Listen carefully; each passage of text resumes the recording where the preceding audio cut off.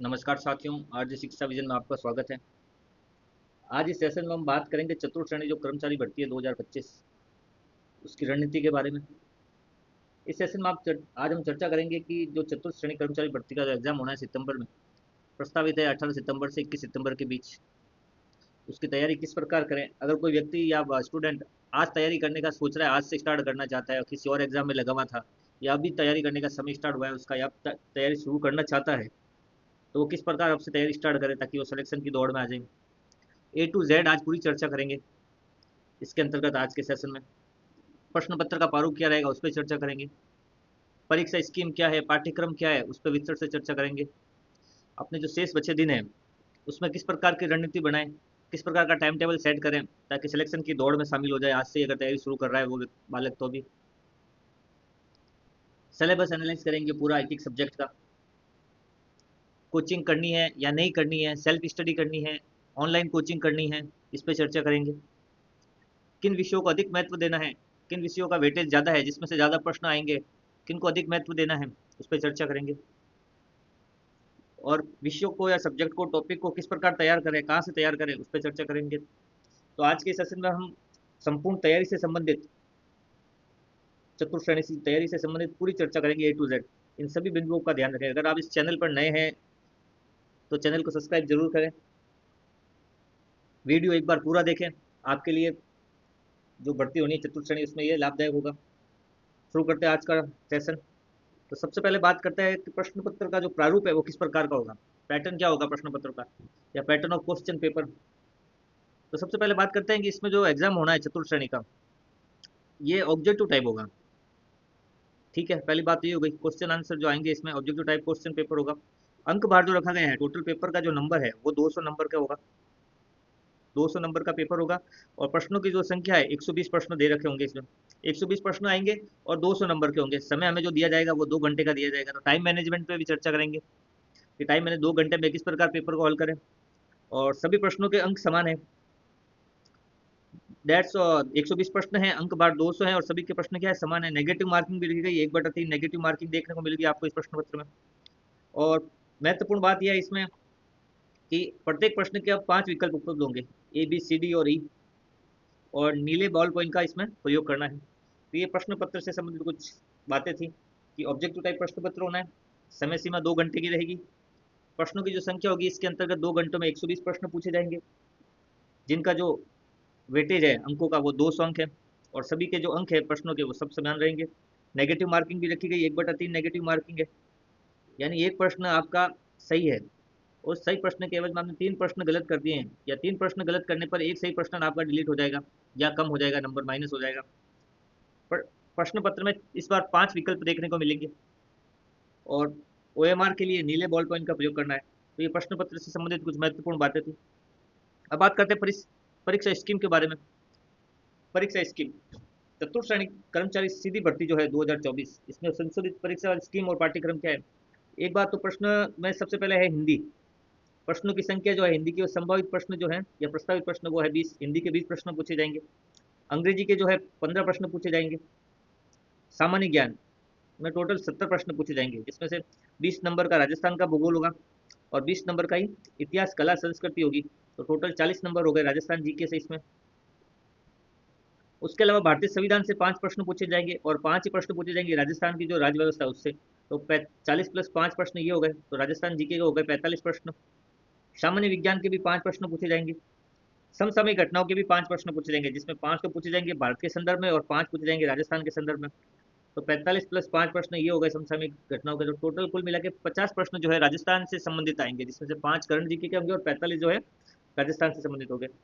Basic computer का भी प्रश्न पूछे जाएंगे 5, और सामान्य गणित के जो है 15 प्रश्न पूछे जाएंगे। तो कुल मिला के 120 प्रश्न की परीक्षा स्कीम है ये।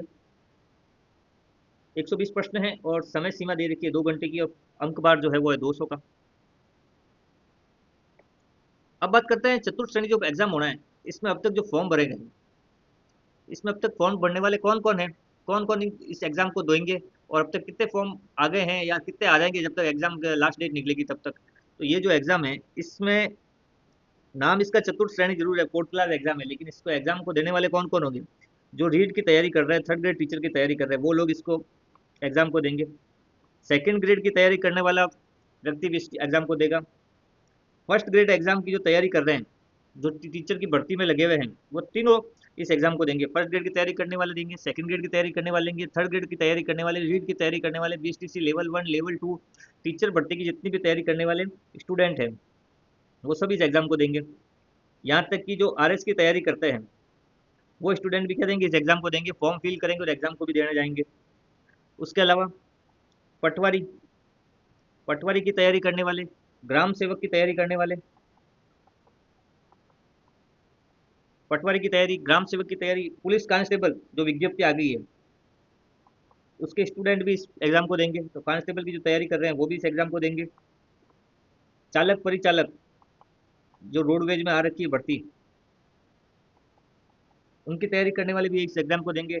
एलडीसी की जो तैयारी करते हैं पूरे साल में, वो इसको एग्जाम को देंगे। जिन्होंने सीएटी पास कर रखे हैं ग्रेजुएशन लेवल का और 12th लेवल का, वो लोग भी एग्जाम देंगे। तो ये सब जो राजस्थान में हर भर्ती की तैयारी करने वाला विद्यार्थी चतुर्थ श्रेणी जो एग्जाम होना है उस एग्जाम को जरूर देगा। और बात करें फॉर्म की, तो जहाँ तक अनुमान है इसमें फॉर्म जाएंगे 20 लाख प्लस फॉर्म जाने हैं। अगर राजस्थान के बाहर के एग्जाम के राजस्थान से बाहर के विद्यार्थी अगर इसमें जुड़ते हैं तो ये आंकड़ा 25 लाख तक भी पहुंच सकता है। और राजस्थान राजस्थान का वेटेज जाता रहता है, तो 20 लाख फॉर्म जाएंगे और बाहर के विद्यार्थी हो तो 25 लाख प्लस भी जा सकते हैं। लेकिन एक बात है, एग्जाम देने जो आएंगे, अभी तक की जो उपस्थिति देखे तो एग्जाम देने के लिए 60 से 65% व्यक्ति ही आते हैं या विद्यार्थी एग्जाम देने आते हैं। उपस्थिति लगभग कितनी रहती है, 60 से 65% ही रहेगी। हो सकता है बड़ा एग्जाम है तो 70% भी चली जाए, लेकिन जहाँ तक उपस्थिति की बात रहती है वो 60 से 65 ही रहती है। अधिकतम बताइए मैंने ये। और हो सकता है इस बार चतुर्थ श्रेणी एग्जाम पोस्ट जाता है 53,000 प्लस है, तो इसमें 70% उपस्थिति रह सकती है। अभी जो पशु पशु परिचर हुआ था, पशु परिचर में 17 लाख के आसपास फॉर्म आए थे और एग्जाम देने गए थे 10 लाख प्लस। तो उपस्थिति जो है वो 50% 60% के आसपास ही रहती है, फॉर्म भले 20 लाख 25 लाख आए हो। तो फॉर्म में इस बार एग्जाम कौन कौन देंगे, जो टीचर भर्ती की तैयारी कर रहे हैं वो सभी लोग देंगे। आरएस की तैयारी करने वाले, पटवारी की तैयारी करने वाले, ग्राम सेवक, कांस्टेबल, एलडीसी, सीईटी, सबकी तैयारी करने वाले विद्यार्थी ने इसमें फॉर्म फिल किया है और एग्जाम देने भी जाएंगे। अब बात करते हैं शेष बचे दिन और उसके हिसाब से रणनीति क्या बनाए। अगर आप आज से भी अगर शुरुआत करते हैं तो आप देखेंगे कि अप्रैल में लगभग 15 दिन अप्रैल के मिलेंगे आपको, 31 दिन मई के मिलेंगे, 30 दिन जून के मिलेंगे, जुलाई के 31, अगस्त के 31 और सितंबर के 15 दिन लेते हैं, क्योंकि 18 तारीख से एग्जाम प्रस्तावित है तो 2-3 दिन पहले के छोड़ गए अगर, तो 15 दिन सितंबर के हो गए। तो आज की हम जो बात करेंगे रणनीति के बारे में, या तैयारी की शुरुआत जो आज से कर रहे हैं या जिन्होंने कर दी है शुरुआत, या आज से जो सोच रहे हैं, उनके हिसाब से बात करेंगे तो जुलाई तक, यहाँ तक 31 जुलाई तक आज की रणनीति में जो बात करेंगे, 31 जुलाई तक की जो बात होगी उसके अंदर लगभग 107 दिन होते हैं यहाँ। तो 100 प्लस दिन के हिसाब से बात करेंगे कि जुलाई तक अपने को क्या करना है, कोर्स कंप्लीट करना है, अपना जो सिलेबस है वो पूरा करना है। और अगस्त और सितंबर में रिवीजन प्लस कंप्लीट टेस्ट देने हैं, कंप्लीट टेस्ट देने हैं, रिवीजन करना है प्लस कंप्लीट टेस्ट देने हैं। और अगस्त और सितंबर में तो अपना जो आज से रणनीति बनेगी उसके अंदर बात जब करेंगे वो जुलाई 31 जुलाई तक करेंगे 100 प्लस दिनों की, कि 100 प्लस दिनों में 31 जुलाई तक एग्जाम को अपना सिलेबस कंप्लीट करना है, उससे संबंधित बात करेंगे। तो वीडियो को पूरा जरूर देखना। अब बात करते हैं सबसे पहले राजस्थान जीके, बात करते हैं राजस्थान जीके की, जो मैंने सबसे ऊपर रखा है विषयवार। अगर आप देखें सब्जेक्ट वाइज तो सबसे अधिक जो महत्व दिया है वो दिया है राजस्थान की जीके को, नंबर 1 पे रखा है। तो सबसे अधिक प्रश्न पूछे जाएंगे और राजस्थान में रहने वाला प्रत्येक विद्यार्थी उसने कोई ना कोई एग्जाम दे रखा है और राजस्थान जीके की तैयारी उसने कर रखी है, और राजस्थान जीके उसका आधे से ज़्यादा 50% तो हमेशा तैयार ही रहता है, और एग्जाम के हिसाब से वो उसको 70-80%, 90% तक पहुंचा देता है। तो सबसे पहले बात करेंगे कि सबसे अधिक वेटेज किसको देना है अपने सब्जेक्ट के हिसाब से, तो राजस्थान जीके को देना है, जिसके अंतर्गत आप भूगोल राजस्थान की, इतिहास, कला संस्कृति और राज व्यवस्था, ये 4 टॉपिक इसके अंतर्गत आएंगे। ये 4 विषय राजस्थान जीके में 4 विषय आएंगे, भूगोल, इतिहास, कला संस्कृति और राज व्यवस्था। भूगोल से 20 प्रश्न पूछे जाएंगे, कला संस्कृति से भी 20 पूछे जाएंगे और राज व्यवस्था से 5 प्रश्न पूछे जाएंगे। तो कुल 45 प्रश्न यहाँ से पूछे जाएंगे राजस्थान जीके से। तो जो पहले नंबर पर रखा है, जिसको सबसे अधिक महत्व देना है, सबसे अधिक फोकस करना है शुरुआत से लेकर अंत तक, वो है राजस्थान का जीके। क्यों, अगर आप इसमें पिछड़ गए, राजस्थान के विद्यार्थियों के साथ अगर आपका कंपटीशन है और इसमें अगर पीछे रह गए तो आप मेरिट कवर नहीं कर पाओगे 53,000 में। तो अपने राजस्थान जीके में, तो राजस्थान जीके को सिलेक्शन के हिसाब से अच्छे लेकर चलना है और ज़्यादा से ज़्यादा नंबर यहाँ से अर्जित करना है। तो बात करते हैं इसको तैयारी के हिसाब से। राजस्थान जीके मैं मानता हूँ कि लगभग चतुर्थ श्रेणी की तैयारी करने वाले हर व्यक्ति ने राजस्थान जीके पहले पढ़ रखा होगा, कोई ना कोई एग्जाम में। तो जितना हो सके आप इस पे सेल्फ स्टडी पे फोकस करें। सेल्फ स्टडी पे फोकस करना है। कोई भी एक गाइड, किताब या पहले के कोई नोट्स बने हुए हैं आपके, या तो एक गाइड ले लें, कोई भी गाइड चलेगी। किताब ले लें पर्टिकुलर सब्जेक्ट की, जैसे भूगोल की ले ली, इतिहास की ले ली, कला संस्कृति की अलग ले ली, राज व्यवस्था से संबंधित किताब ले ली, या पहले के कोई नोट्स पड़े आपके पास कोचिंग के, या आपने किताबों से बना रखे हैं नोट्स, तो वो नोट्स चलेंगे। लेकिन लेना सिर्फ एक ही है इन तीनों में से सिर्फ एक चीज़ लेनी है आपको। या तो गाइड ले सकते हैं कोई भी, हर गाइड में से प्रश्न आते हैं, 70 से 90% तक प्रश्न कवर हो जाते हैं, जितने अपने को चाहिए उतने हर गाइड में से प्रश्न मिल जाते हैं। सेल्फ स्टडी पे ज़्यादा फोकस करना है राजस्थान जीके में। गाइड, किताब, नोट्स, तीनों में से एक चीज़ लेनी है और एक को ही पढ़ना है। ऐसा नहीं गाइड भी ले ली, पर्टिकुलर किताब भी लेके आ गए, पुराने नोट्स है उनको भी साथ साथ पढ़ रहे हैं। तीनों साथ लेके नहीं चलना है, एक चीज़ पकड़नी है। तो गाइड ले ली तो गाइड को ही पढ़ना है, पुराने नोट्स आपको लगता है सफिशियंट है तो वो पढ़ने हैं, एक कोई बुक ले ली है पर्टिकुलर सब्जेक्ट की तो वो पढ़नी है। तो एक चीज़ आपको यहाँ से लेनी है, उसको उसमें में से उस मैटर को तैयार करना है। प्लस टॉपिक वाइज जो एमसीक्यू होते हैं, जैसे टॉपिक खत्म हुआ राजस्थान का, जैसे भूगोल है, भूगोल में आपकी स्थिति विस्तार कंप्लीट हुआ, तो स्थिति विस्तार से संबंधित जितने भी एमसीक्यू हैं उन एमसीक्यू को आप जरूर हल करें, घर पे प्रैक्टिस करें उनके साथ, ऑब्जेक्टिव टाइप प्रश्न जरूर करें। और पुराने प्रश्न पत्र जो आ रखे हैं उनमें टॉपिक वाइज जो इनके हैं प्रश्न आ रखे हैं कि किस एग्जाम में किस टॉपिक से कौन सा प्रश्न बना था, वो प्रश्न जरूर हल करें। अलग से किताबें आती है पुराने प्रश्न पत्र राजस्थान जीके से संबंधित टॉपिक वाइज, वो जरूर देखें। जहाँ तक हो ऑफलाइन कोचिंग नहीं करनी है इस बार। अब आपको जो अब से तैयारी कर रहे हैं, जिन्होंने कर रखी है या चल रही है, जिनकी आधी से ज़्यादा हो गई है वो चलने दें, और जिन्होंने नहीं की अभी शुरुआत, अब सोच रहे हैं, तो वो ऑफलाइन कोचिंग को छोड़ दें। क्योंकि ऑफलाइन कोचिंग आप जाओगे तो 5 से 6 घंटे वहाँ खराब होंगे आपके, फिर घर आने के बाद 6 से 8 घंटे आप दे नहीं पाओगे। तो इससे अच्छा है सेल्फ स्टडी करें राजस्थान जीके जीके के अंतर्गत, ऑफलाइन कोचिंग नहीं लें। जरूरत हो कोई सब्जेक्ट के अंदर या टॉपिक के अंदर तो ऑनलाइन कोचिंग का अगर कोई ले रखा हो आपने तो वो देख सकते हैं। वो नहीं है तो आप यूट्यूब पे कोई टॉपिक वाइज कोई टॉपिक कोई देखना है आपका सब्जेक्ट किसी पर्टिकुलर, तो वो देख सकते हैं। लेकिन ऑफलाइन कोचिंग जहाँ तक वो नहीं करनी है। और कंप्लीट टेस्ट जो होते हैं वो भी नहीं देने हैं, वो हम देंगे अगस्त से। 31 जुलाई का जो हमने टारगेट बनाया उसमें अपने को तो एक तो तैयारी करनी है पूरी, सब्जेक्ट क्लियर करना है, टॉपिक वाइज सभी को पूरा करना है, इनके एमसीक्यू जो होते हैं वो करने हैं, लेकिन कंप्लीट टेस्ट अभी नहीं देना है। और ऑफलाइन कोचिंग तो करनी नहीं है, ऑनलाइन कोर्स ले सकते हो जरूरत के हिसाब से। तो ये था राजस्थान जीके से संबंधित। सेल्फ स्टडी ज़्यादा करनी है, 45 नंबर कुल आएंगे इसमें। और मैंने जो सोचा है जब तक यहाँ तक, तो आप इसमें अगर अच्छी तरह से तैयारी करें अब से, तो इसमें आप 40+ नंबर आराम से ला सकते हैं राजस्थान जीके में। 40 के आसपास आपके प्रश्न, 45 प्रश्न आएंगे, इसमें 40 के आसपास आप प्रश्न ला सकते हैं। 40 का मतलब ये है कि ऐसा नहीं कि आप 40 प्रश्न करके आ गए और आके मिला हो तो 40 में से 15 तो हो राइट और 25 हो जाए गलत, वैसे 40 नहीं करने। 40 मतलब जो प्रश्न अपने को आता है वो काउंट होता है, उसमें वो काउंट करते हैं कि 45 प्रश्न थे जिसमें से 40 प्रश्न मेरे को आ रहे थे, 41 प्रश्न आ रहे थे, 38 प्रश्न आ रहे थे, वो काउंट होंगे 40 प्रश्न। ऐसा नहीं कि टोटल 40 करके आ गया जिसमें से 20 तो राइट निकले और 20 गलत हो गए, तो वो वाला नहीं काउंट होगा। जो प्रश्न आ रहे हैं उसकी बात हो रही है, जो 40 प्रश्न के आसपास आराम से निकाल सकते हो इसमें 45 में। तो ये था राजस्थान जीके से संबंधित। एक बार इसका सिलेबस देख लेते हैं राजस्थान भूगोल का। तो राजस्थान भूगोल में आप देखो इसमें क्या क्या सिलेबस दे रखा है, 20 प्रश्न आएंगे इसमें से, ठीक है। स्थिति विस्तार दे रखा है, भौतिक स्वरूप, भौतिक विभाजन, मृदा, प्राकृतिक वनस्पति, वन संरक्षण, जलवायु, जल संसाधन, अफवाह तंत्र, झीलें, प्रमुख सिंचाई परियोजनाएं, जनसंख्या, आकार वृद्धि वितरण, लिंगानुपात, साक्षरता, राजस्थान का परिवहन, आपदा प्रबंधन, जलवायु परिवर्तन। ये है राजस्थान भूगोल का सिलेबस या पाठ्यक्रम। कुल 20 प्रश्न पूछे जाएंगे, तो ज़्यादा से ज़्यादा फोकस करें राजस्थान जीके पर। अब बात करते हैं इतिहास, कला, संस्कृति में। तो ऐतिहासिक घटना है, तो इसमें आ गए आपके सभी राजवंश, स्वतंत्रता आंदोलन, एकीकरण। इसमें आपके स्वतंत्र आंदोलन की बात करोगे तो 18 सितंबर की क्रांति, प्रजामंडल, एकीकरण, और किसान आंदोलन, जनजातीय आंदोलन, ये सभी आ गए इसके अंतर्गत। महत्वपूर्ण व्यक्तित्व, फिर यहाँ से चालू हो जाता है आपके कला संस्कृति, जिसमें भाषा, साहित्य, संस्कृति, सामाजिक जीवन, वेशभूषा, ये वाद्य यंत्र, लोक देवता, लोक देवियाँ, लोक साहित्य, बोलियाँ, मेले, त्योहार, आभूषण, लोक कलाएं, वास्तुकलाएं, लोक संगीत, नृत्य, रंगमंच, पर्यटन स्थल, स्मारक, ऐतिहासिक संस्कृति की दृष्टि से राजस्थान की हस्तियां इत्यादि। अब बात करते हैं राजस्थान राज व्यवस्था से संबंधित। यहाँ से 5 प्रश्न पूछे जाएंगे।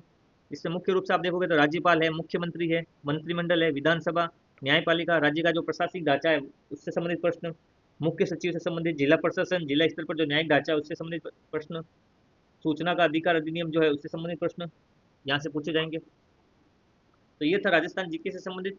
45 प्रश्न पूछे जाएंगे। अच्छी तैयारी करनी है, इसमें पीछे नहीं रहना। अगर इसमें पीछे रह गए तो आप मेरिट लिस्ट में नहीं आ पाओगे 53,000 प्लस में। तो राजस्थान जीके पे ज़्यादा फोकस करना है, इसको नंबर 1 पे रखा है मैंने। और यहाँ पे आप 40 प्लस प्रश्न आराम से निकाल सकते हो। अब बात करते हैं अब बात करते हैं हिंदी की। 20 प्रश्न पूछे जाएंगे, हिंदी में 20 प्रश्न पूछे जाएंगे। ठीक है, सब्जेक्ट इसमें क्या क्या है। अब हिंदी को देखो, आप इसको दो भागों में बांट सकते हो। हिंदी को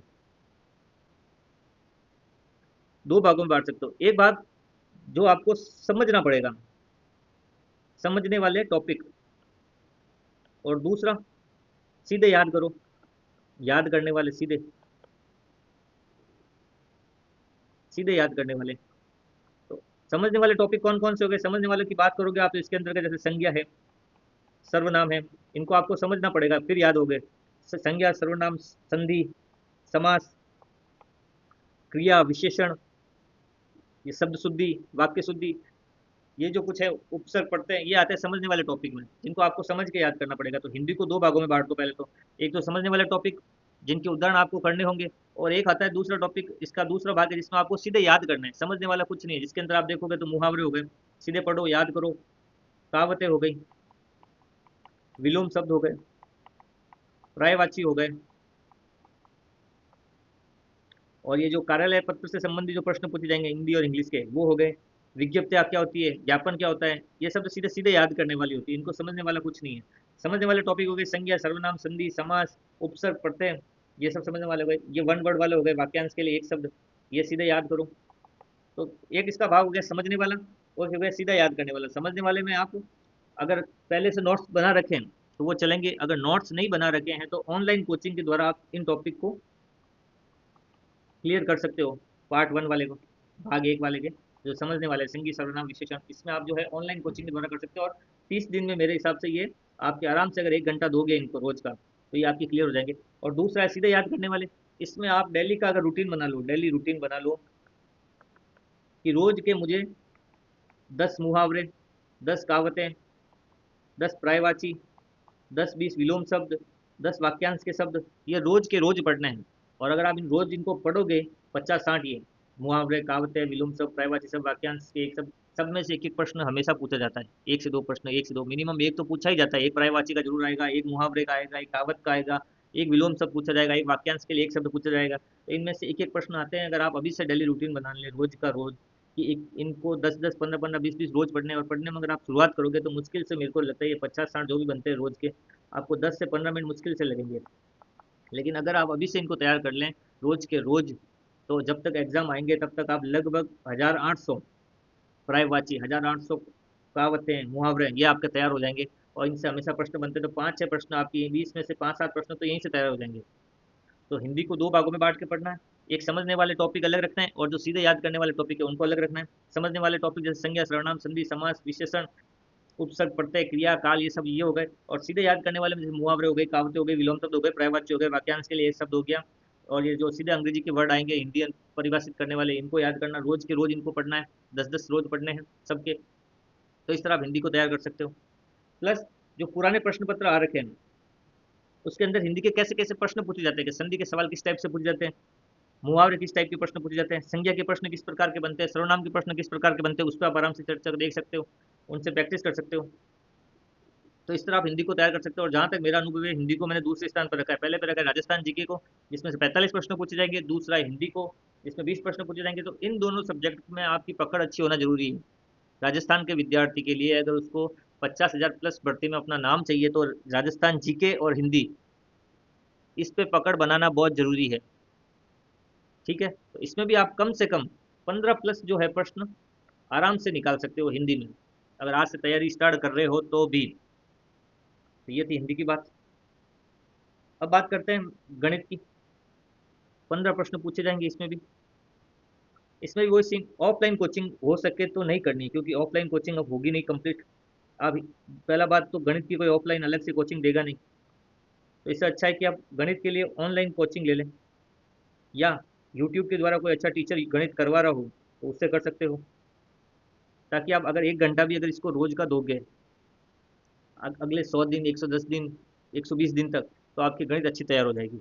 और गणित अगर आप अच्छे से तैयार कर लोगे तो ज़्यादा से ज़्यादा या कम से कम कुछ भी कहें तो 10 प्रश्न तो इसमें से निकालने ही पड़ेंगे आपको मेरिट लिस्ट के लिए। 8 से 10 प्रश्न, 10+प्रश्न, 12 प्रश्न, तो मिनिमम जो मैंने जो रखा है 10+ प्रश्न जो है यहाँ से आपको निकालने ही पड़ेंगे मेरिट के लिए। सिलेबस की बात करें तो देखो एलसीएम है, मसप लसप, औसत, लाभ हानि, प्रतिशत, साधारण ब्याज, चक्रवर्ती ब्याज, अनुपात, अनुपात, साझा, समय, काम, मजदूरी, चाल, दूरी, आंकड़ों द्वारा, चित्रों द्वारा निरूपण वाले प्रश्न। तो जो ये मैथ्स है, गणित का जो पार्ट है, उसमें एक तो ऑफलाइन कोचिंग नहीं करनी, ऑनलाइन कोचिंग करनी है, यूट्यूब के द्वारा पढ़ सकते हो। सिलेबस में जो दे रखे हैं टॉपिक उसके हिसाब से ही तैयार करना है। जैसे आपको दे रखा है मसप, तो सीधा मसप ही तैयार करना है। लसप दे रखा है, लसप ही तैयार करना है। लाभ हानि है तो लाभ हानि तैयार करना है। ठीक है। एक पुराने प्रश्न पत्र जो होते हैं, पुराने प्रश्न पत्र, उसमें प्रश्नों का पैटर्न क्या रहता है कि लाभ हानि में किस प्रकार के प्रश्न पूछे जाते हैं, औसत में किस प्रकार के प्रश्न पूछे जाते हैं, वो प्रश्न जरूर मिला है। टॉपिक के रोज की रोज प्रैक्टिस करें। जैसे आप चल रहा है, आपका लाभ हानि चल रहा है, तो लाभ हानि का जब टॉपिक चल रहा है, जैसे जैसे इसके टॉपिक वाइज आपको प्रश्न करवा रहे हैं, तो उनके एमसीक्यू जरूर देखें एक बार, रोज के रोज, रोज की रोज प्रैक्टिस करें इन पर। अगर ये सोचेंगे कि आप 10वीं तक ही गणित पढ़ रखिए, तो लगभग जितने भी विद्यार्थी बैठेंगे 20 लाख प्लस, सबकी यही हाल है गणित से संबंधित, अंग्रेजी से संबंधित। तो आप अपने को गणित में पीछे नहीं समझे, सब बराबर है इसमें। जिसने पहले पढ़ रखा है और अब जो अब पढ़ेगा, सब बराबर है इसमें। तो इसमें आप गणित को लेकर ज़्यादा स्ट्रेस नहीं करें, गणित की तैयारी करें आराम से। इसमें आप 10-15 में से 10 प्रश्न निकाल सकते हैं। और जिन्होंने पहले कोचिंग कर रखी है मैथ्स की और उनके पास नोट्स पड़े हैं, तो वो उन्हीं नोट्स के आधार पर इनकी प्रैक्टिस करें गणित के प्रश्नों की, टॉपिक वाइज। अब बात करते हैं इंग्लिश की। अंग्रेजी की बात करें तो इसमें भी 15 प्रश्न पूछे जाएंगे। इसको मैंने चौथे स्थान पर रखा है। पहले स्थान पर राजस्थान जीके, उसके बाद सबसे अधिक महत्व राजस्थान जीके को, उसके बाद हिंदी। ये दो सब्जेक्ट ऐसे हैं जिनको आपको अच्छा करना ही पड़ेगा अगर आपको मेरिट लिस्ट में आना है, आपको 50,000 प्लस में आपका रोल नंबर चाहिए तो। तीसरा फिर हो गया गणित का। अब चौथा है अंग्रेजी। अंग्रेजी में 15 प्रश्न पूछे जाएंगे। ठीक है। सब्जेक्ट की बात करें इसमें तो tense, active passive, narration, direct indirect, transformation, sentence, ठीक है, आर्टिकल्स, डिटर्मिनेशन, प्रीपोजिशन, ये इसका सिलेबस है। इसके लिए भी आप क्या कर सकते हो, ऑफलाइन कोचिंग की जगह आप ऑनलाइन कोचिंग ले सकते हो, ऑनलाइन कोचिंग ले सकते हो। यूट्यूब पे कोई पढ़ाने वाला अच्छा टीचर है तो उससे आप पढ़ सकते हो। पुराने जो प्रश्न पत्र आ रखे हैं, पुराने जो प्रश्न पत्र हैं लिमिटेड होंगे अंग्रेजी के, तो प्रश्न पत्र में जो प्रश्नों के प्रकार हैं टॉपिक वाइज, वो जरूर देखें, जिससे आपको मालूम चलेगा कि आर्टिकल में किस प्रकार के प्रश्न पूछे जाते हैं, टेंस में किस प्रकार के प्रश्न पूछे जाते हैं एग्जाम में, डायरेक्ट इनडायरेक्ट में कैसे प्रश्न पूछे जाते हैं, वॉइस, एक्टिव पैसिव वॉइस में कैसे प्रश्न पूछे जाते हैं। तो प्रश्नों का जो पैटर्न पता करने के लिए आपको पुराने प्रश्न पत्र देखने पड़ेंगे। ऑनलाइन कोचिंग ले सकते हो, पहले से कभी कर रखी है तो वो नोट्स पढ़ो, नहीं कर रखी है तो ऑनलाइन कोचिंग लो, रोज का 1 घंटा इसमें भी दो अलग से। गणित है, अंग्रेजी है, इसमें आपको अलग से जो भी आपका टाइम टेबल आपने पढ़ाई का निकाल रखा है, 6 घंटे 8 घंटे, उसके अंतर्गत इन दो तीन सब्जेक्ट से गणित है, अंग्रेजी है, इनको आपको अलग से फिक्स रखना है। 1 घंटा इनको देना ही देना है, 1 से 1.5 घंटा अलग से, तभी आप इनको तैयार कर पाओगे। इनको आप छोड़ छोड़ के नहीं पढ़ोगे कि आज 3 दिन अंग्रेजी पढ़ लिया, 3 दिन गणित पढ़ ली, ऐसे नहीं चलेगा। इनको तो आपको डेली का 1-1 घंटा देना ही है। ठीक है। तो ऑनलाइन कोचिंग कर सकते हो, यूट्यूब के द्वारा पढ़ सकते हो, ऑफलाइन कोचिंग नहीं करनी है। पुराने प्रश्न पत्र देखना है, उसमें किस प्रकार के प्रश्न पूछे गए टॉपिक के हिसाब से उनको देखना है। एमसीक्यू इनके भी जो है प्रैक्टिस करनी है। ठीक है। अब आगे बात करते हैं भारतीय संविधान के बारे में। इसको रखा है मैंने 5वें नंबर पर। 5 प्रश्न पूछे जाएंगे और आराम से अगर किसी ने पहले से पढ़ रखा है या अब भी पढ़े, तो इसमें भी वो 3+ नंबर आराम से निकाल सकता है। निकाले में 5 में से 5 निकाल सकता है अगर पेपर लेवल का है तो, लेकिन 3+ प्रश्न तो निकालने ही पड़ेंगे। तो इसमें क्या है इसमें संविधान में क्या है, एक तो संविधान की विशेषताएं हो गई। टॉपिक इसमें कौन कौन से होंगे, एक तो विशेषताएं, और संविधान का निर्माण किस प्रकार हुआ, निर्माण, विकास, अनुसूचियां, मूल अधिकार, मूल कर्तव्य, नीति निर्देशक तत्व,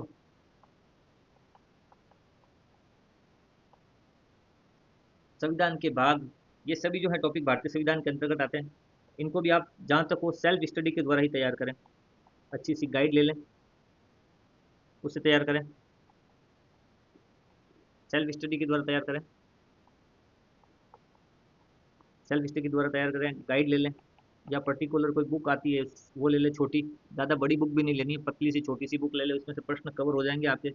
एमसीक्यू जरूर मिलाएं टॉपिक वाइज। पुराने प्रश्न पत्र जो हैं वो जरूर देखें।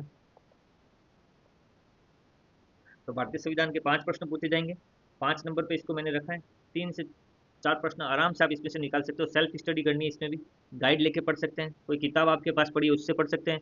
कोई नोट्स आपके पास पहले से बना रखे हैं आपने, कोई कोचिंग के द्वारा या पहले से आपने कुछ बना रखे हैं, वो नोट्स से आप पढ़ सकते हैं। लेकिन लेना एक ही, या तो गाइड ले ली तो गाइड, नोट से पढ़ रहे हो तो सिर्फ नोट से पढ़ो, कोई किताब से पढ़ रहे हो तो सिर्फ किताब से पढ़ो। टॉपिक जब पूरा हो जाए तो उसके MCQ जो प्रश्न होते हैं वो जरूर मिलाओ। पुराने प्रश्न पत्र को जरूर देखो। अब बात करते हैं कंप्यूटर। 6 नंबर पे रखा है मैंने, छठे स्थान पर कंप्यूटर को। अब कंप्यूटर क्या हर एग्जाम में पूछा जाने लग गया है। कांस्टेबल की परीक्षा हो, CT वाला एग्जाम हो, पटवारी वाला एग्जाम हो, LDC वाला एग्जाम हो, RS हो, कुछ भी हो, कंप्यूटर तो हर जगह पूछा जाता है। सिलेबस की बात करें कंप्यूटर की तो hardware device, software device, computer का अवलोकन, operating system, application software, MS Word, Excel, PowerPoint, internet, email इत्यादि। इसमें भी आप क्या कर सकते हैं, सेल्फ स्टडी कर सकते हैं। सेल्फ स्टडी कर सकते हैं। ज़रूरत हो तो अगर किसी ने पहले कभी नोट्स बनाए नहीं हैं, कंप्यूटर से लेना देना ही नहीं है, तो वो ऑनलाइन कोचिंग कर सकते हैं या यूट्यूब के द्वारा टॉपिक को तैयार कर सकते हैं। ऑनलाइन कोचिंग या यूट्यूब। और पहले से नोट्स पढ़े हैं तो सेल्फ स्टडी करो, उन नोट्स को पढ़ो, MCQ मिलाओ, टॉपिक वाइज जो प्रश्न बनते हैं उनको देखो, पुराने प्रश्न पत्रों में जो प्रश्न आ रखे हैं उनको देखो। इस तरह आप कंप्यूटर को तैयार करो। और कंप्यूटर जिस हिसाब से हर परीक्षा में पूछा जा रहा है तो मेरे को लगता है, वैसे तो मैं 3 नंबर लेके चल 3 प्रश्न लेके चल रहा हूँ, लेकिन आप थोड़ी सी इस पर मेहनत कर लें तो इसमें से 5 प्रश्न आप आराम से निकाल सकते हैं कंप्यूटर के अंतर्गत भी।